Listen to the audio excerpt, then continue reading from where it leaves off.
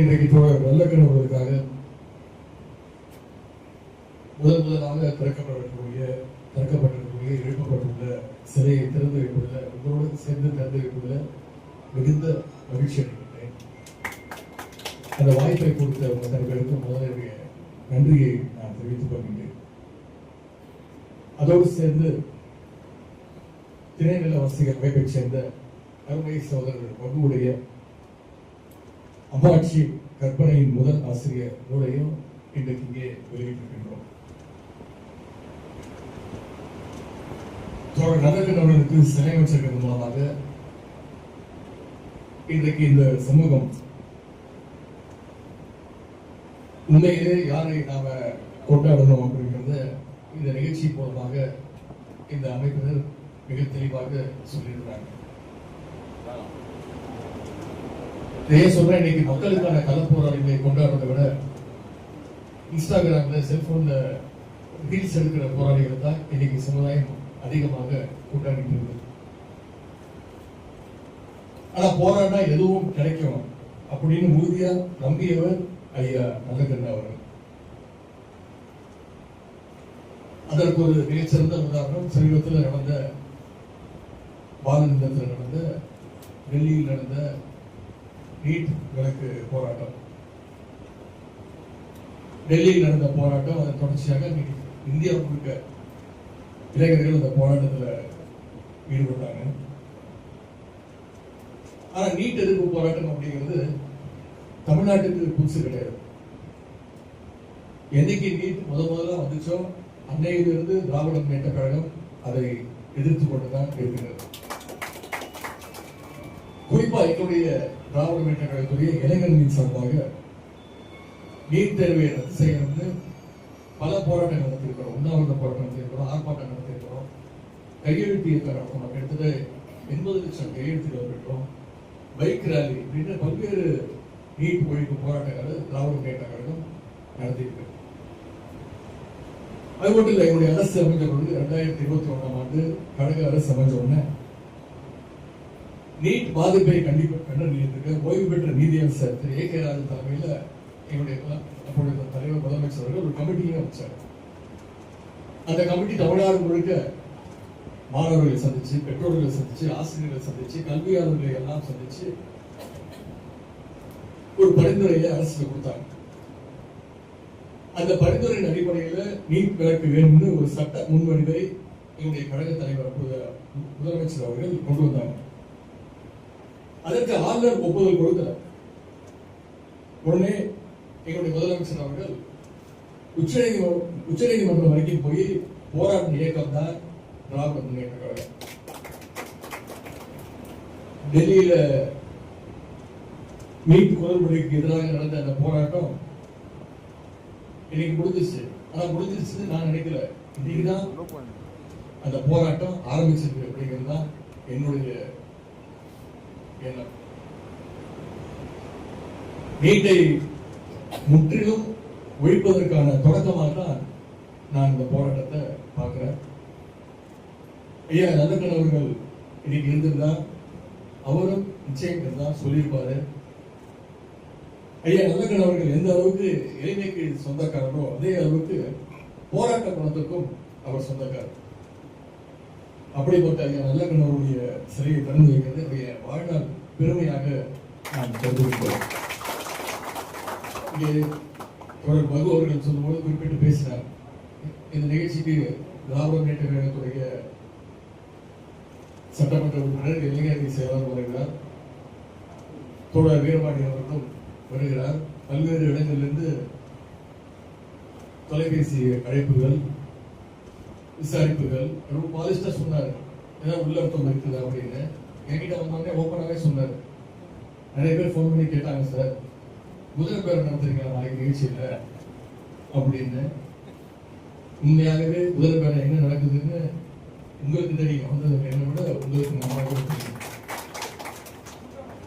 இங்கே தொடர் வீரபாண்டியன் அவர்கள் அதற்கு வந்தோடனே என்கிட்ட பேசிட்டு இருந்தாரு. தலைவர் எப்படி இருக்கிறாங்க, தந்தையார் எப்படி இருக்காங்கன்னு கேட்டாரு. அவர் குறிப்பிட்டது போல எப்பொழுது போல தோழமை உணர்வோடு தான் இங்கே அவர் வந்திருக்கிறார் என்று நான் நம்புகிறேன்.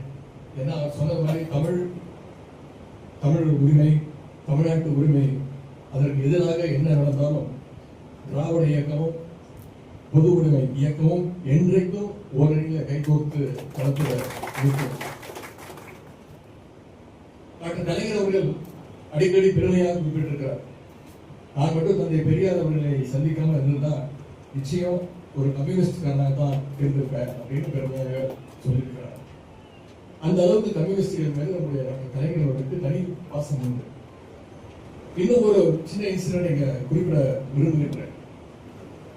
2016 ஆண்டு சட்டமன்ற தேர்தலில் திராவிட முன்னேற்ற கழகம் வெற்றி வாய்ப்பை இழந்துட்டோம். வெறும் 1% வாக்கு வித்தியாசத்துல அன்னைக்கு அண்ணா திராவிட முன்னேற்ற கழகம் ஆட்சியில அமர்ந்தது.